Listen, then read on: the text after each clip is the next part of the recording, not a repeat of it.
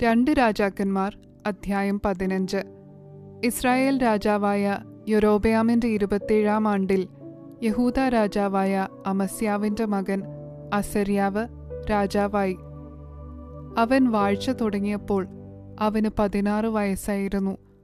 അവൻ 52 സംവത്സരം യെരുശലേമിൽ വാണു. യെരുശലേംകാരത്തിയായ അവന്റെ അമ്മയ്ക്ക് യെഖോല്യ എന്നു പേർ.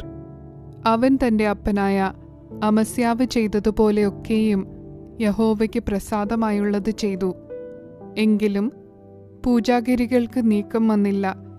ജനം പൂജാഗിരികളിൽ യാഗം കഴിച്ചും ധൂപം കാട്ടിയും പോന്നു. എന്നാൽ യഹോവ ഈ രാജാവിനെ ബാധിച്ചു. അവൻ ജീവപര്യന്തം കുഷ്ഠരോഗിയായി ഒരു പ്രത്യേക ശാലയിൽ പാർത്തിരുന്നു. രാജകുമാരനായ യോഥാം രാജധാനിക്ക് വിചാരകനായി ദേശത്തെ ജനത്തിന് ന്യായപാലനം ചെയ്തു.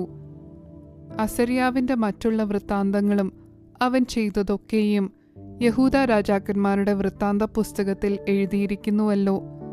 അസര്യാവ് തന്റെ പിതാക്കന്മാരെ പോലെ നിദ്ര പ്രാപിച്ചു. അവർ അവനെ ദാവീദിന്റെ നഗരത്തിൽ അവന്റെ പിതാക്കന്മാരുടെ അടുക്കൽ അടക്കം ചെയ്തു. അവന്റെ മകനായ യോഥാം അവന് പകരം രാജാവായി. യഹൂദ രാജാവായ അസര്യാവിന്റെ 38-ാം ആണ്ടിൽ യൊരോബെയാമിന്റെ മകനായ സെഖര്യാവ് ഇസ്രായേലിന് രാജാവായി ശമര്യയിൽ 6 മാസം വാണു. അവൻ തന്റെ പിതാക്കന്മാരെ പോലെ യഹോവയ്ക്ക് അനിഷ്ടമായുള്ളത് ചെയ്തു. ഇസ്രായേലിനെ കൊണ്ട് പാപം ചെയ്യിച്ച നെബാത്തിന്റെ മകനായ യൊരോബെയാമിന്റെ പാപങ്ങളെ വിട്ടുമാറിയില്ല. യാബേഷിന്റെ മകനായ ശല്ലൂം അവന്റെ നേരെ കൂട്ടുകെട്ടുണ്ടാക്കി ജനത്തിന്റെ മുൻപിൽ വെച്ച് അവനെ വെട്ടിക്കൊന്നു. അവന് പകരം രാജാവായി. സെഖര്യാവിന്റെ മറ്റുള്ള വൃത്താന്തങ്ങൾ ഇസ്രായേൽ രാജാക്കന്മാരുടെ വൃത്താന്ത പുസ്തകത്തിൽ എഴുതിയിരിക്കുന്നുവല്ലോ. യഹോവ യേഹൂവോട്, നിന്റെ പുത്രന്മാർ 4-ാം തലമുറ വരെ ഇസ്രായേലിന്റെ സിംഹാസനത്തിൽ ഇരിക്കും എന്നരുളി ചെയ്ത വചനം ഇതാകുന്നു. അങ്ങനെ തന്നെ സംഭവിച്ചു. യഹൂദ രാജാവായ ഉസിയാവിന്റെ 39-ാം ആണ്ടിൽ യാബേഷിന്റെ മകനായ ശല്ലൂം രാജാവായി ശമര്യയിൽ 1 മാസം വാണു. എന്നാൽ ഗാദിയുടെ മകനായ മെനഹേം തിസ്സയിൽ നിന്ന് പുറപ്പെട്ടു ശമര്യയിൽ വന്നു.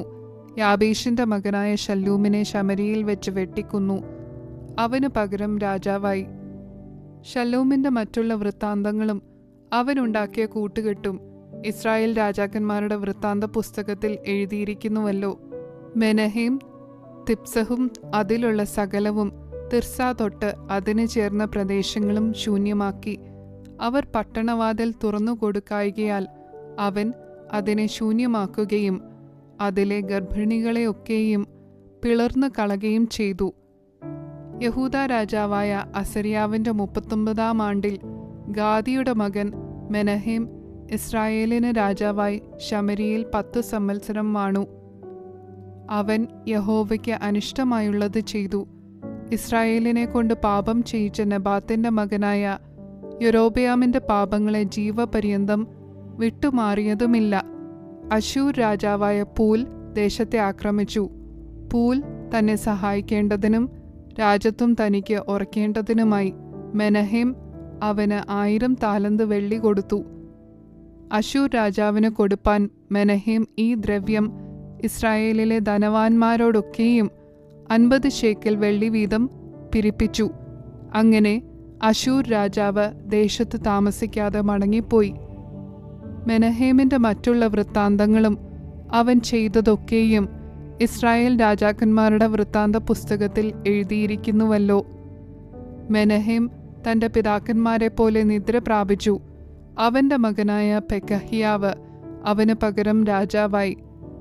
യഹൂദ രാജാവായ അസര്യാവിന്റെ 50-ാം ആണ്ടിൽ മെനഹേമിന്റെ മകനായ പെക്കഹ്യാവ് ഇസ്രായേലിന് രാജാവായി ശമര്യയിൽ 2 സംവത്സരം വാണു.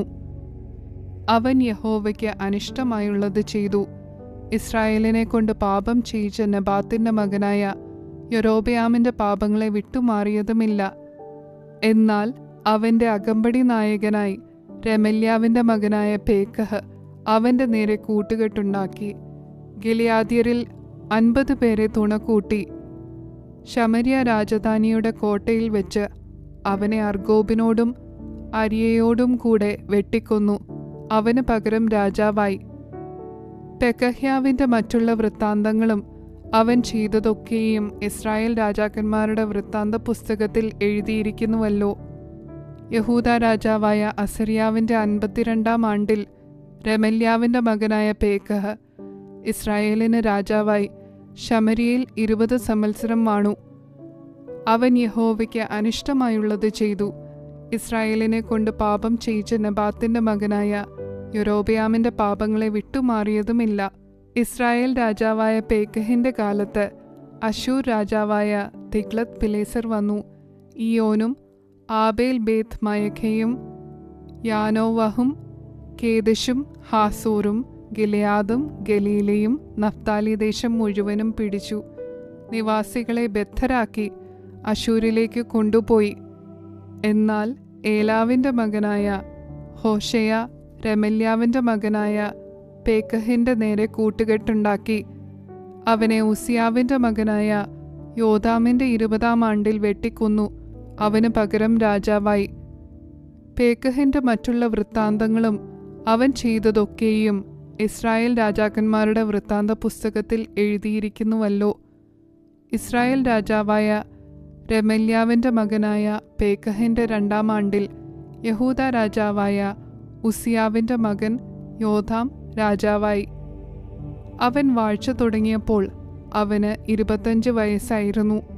അവൻ യെരൂശലേമിൽ 16 സംവത്സരം വാണു. അവന്റെ അമ്മയ്ക്ക് യെരൂഷ എന്നു പേർ. അവൾ സാദോക്കിന്റെ മകളായിരുന്നു. അവൻ യഹോവയ്ക്ക് പ്രസാദമായുള്ളത് ചെയ്തു.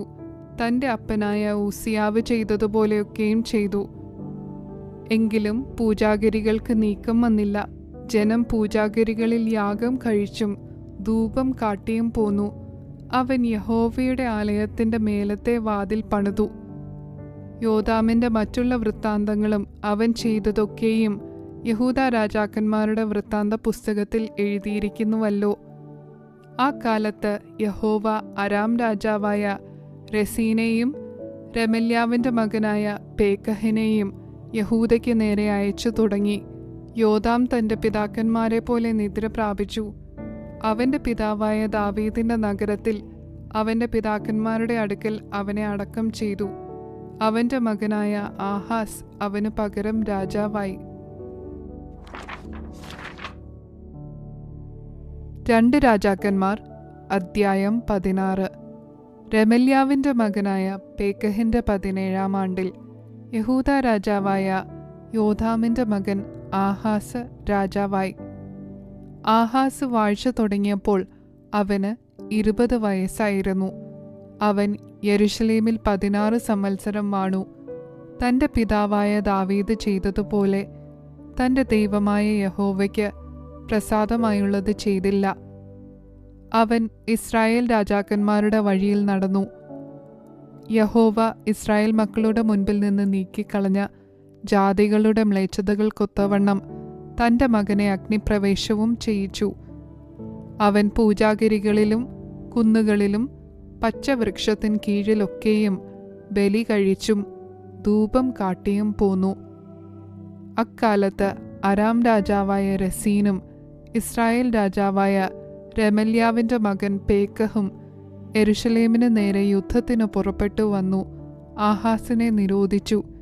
എന്നാൽ അവനെ ജയിപ്പാൻ അവർക്ക് കഴിഞ്ഞില്ല. അന്ന് അരാം രാജാവായ രസീൻ ഏലത്ത് വീണ്ടെടുത്തു, അരാമിനോട് ചേർത്തു. യഹൂദന്മാരെ ഏലത്തിൽ നിന്ന് നീക്കിക്കളഞ്ഞു. അരാമ്യർ ഏലത്തിൽ വന്ന് ഇന്ന് വരെയും അവിടെ പാർക്കുന്നു. ആഹാസ് അശൂർ രാജാവായ തിഗ്ലത്ത് പിലേസറിന്റെ അടുക്കൽ ദൂതന്മാരെ അയച്ചു. ഞാൻ നിന്റെ ദാസനും നിന്റെ പുത്രനുമാകുന്നു. നീ വന്ന് എന്നോട് എതിർത്തിരിക്കുന്ന അരാം രാജാവിന്റെ കയ്യിൽ നിന്നും ഇസ്രായേൽ രാജാവിന്റെ കയ്യിൽ നിന്നും എന്നെ രക്ഷിക്കണമെന്ന് പറയിച്ചു. അതിനായിട്ട് ആഹാസ് യഹോവയുടെ ആലയത്തിലും രാജധാനിയിലെ ഭണ്ഡാരത്തിലും കണ്ട വെള്ളിയും പൊന്നും എടുത്ത് അശൂർ രാജാവിന് സമ്മാനമായി കൊടുത്തയച്ചു. അശൂർ രാജാവ് അവന്റെ അപേക്ഷ കേട്ടു. അശൂർ രാജാവ് ദമ്മേശെക്കിലേക്ക് ചെന്നു അതിനെ പിടിച്ചു. അതിലെ നിവാസികളെ കീരിലേക്ക് ബദ്ധരായി കൊണ്ടുപോയി രസീനെ കൊന്നുകളഞ്ഞു. ആഹാസ് രാജാവ് അശൂർ രാജാവായ തിഗ്ലത്ത് പിലേസറിനെ എതിരേൽപ്പാൻ ദമ്മശേക്കിൽ ചെന്നു. ദമ്മശേക്കിലെ ബലിപീഠം കണ്ടു. ആഹാസ് രാജാവ് ബലിപീഠത്തിന്റെ ഒരു പ്രതിമയും അതിൻ്റെ എല്ലാ പണിയോടും കൂടിയുള്ള മാതൃകയും ഊരിയ പുരോഹിതന് കൊടുത്തയച്ചു. ഊരിയ പുരോഹിതൻ ഒരു യാഗപീഠം പണിതു. ആഹാസ് രാജാവ് ദമ്മശേക്കിൽ നിന്നയച്ച പ്രകാരമൊക്കെയും ആഹാസ് രാജാവ് ദമ്മശേക്കിൽ നിന്ന് വരുമ്പോഴേക്ക് ഊരിയ പുരോഹിതൻ അത് പണിതിരുന്നു. രാജാവ് ദമ്മശേക്കിൽ നിന്ന് വന്നപ്പോൾ ആ യാഗപീഠം കണ്ടു. രാജാവ് യാഗപീഠത്തിങ്കിൽ ചെന്ന് അതിന്മേൽ കയറി ഹോമയാഗവും ഭോജനയാഗവും ദഹിപ്പിച്ചു. പാനീയയാഗവും പകർന്നു. സമാധാനയാഗങ്ങളുടെ രക്തവും യാഗപീഠത്തിന്മേൽ തളിച്ചു. യഹോവയുടെ സന്നിധിയിലെ താമ്രയാഗപീഠം അവൻ ആലയത്തിന്റെ മുൻവശത്ത് തന്റെ യാഗപീഠത്തിനും യഹോവയുടെ ആലയത്തിനും മധ്യേ നിന്ന് നീക്കി തന്റെ യാഗപീഠത്തിന്റെ വടക്ക് വശത്ത് കൊണ്ടുപോയി വെച്ചു. ആഹാസ് രാജാവ് ഊരിയ പുരോഹിതനോട് കൽപ്പിച്ചത്, മഹായാഗപീഠത്തിന്മേൽ നീ രാവിലത്തെ ഹോമയാഗവും വൈകുന്നേരത്തെ ഭോജനയാഗവും രാജാവിന്റെ ഹോമയാഗവും ഭോജനയാഗവും ദേശത്തിലെ സകല ജനത്തിൻ്റെയും ഹോമയാഗവും ഭോജനയാഗവും ദഹിപ്പിക്കുകയും അവരുടെ പാനീയയാഗങ്ങൾ കഴിക്കുകയും ഹോമയാഗങ്ങളുടെയും ഹനനയാഗങ്ങളുടെയും രക്തമൊക്കെയും തളിക്കുകയും ചെയ്യണം. താമ്രയാഗപീഠത്തെപ്പറ്റിയോ ഞാൻ ആലോചിച്ചു കൊള്ളാം. ആഹാസ് രാജാവ് കൽപ്പിച്ചതുപോലെയൊക്കെയും ഊരിയ പുരോഹിതൻ ചെയ്തു. ആഹാസ് രാജാവ് പീഠങ്ങളുടെ ചട്ടപ്പലക ഖണ്ഡിച്ചു. തൊട്ടിയെ അവയുടെ മേൽ നിന്ന് നീക്കി താമ്രക്കടലിനെയും അതിൻ്റെ കീഴെ നിന്ന് താമ്രക്കാളപ്പുറത്ത് നിന്ന് ഇറക്കി ഒരു കൽത്തളത്തിന്മേൽ വെച്ചു.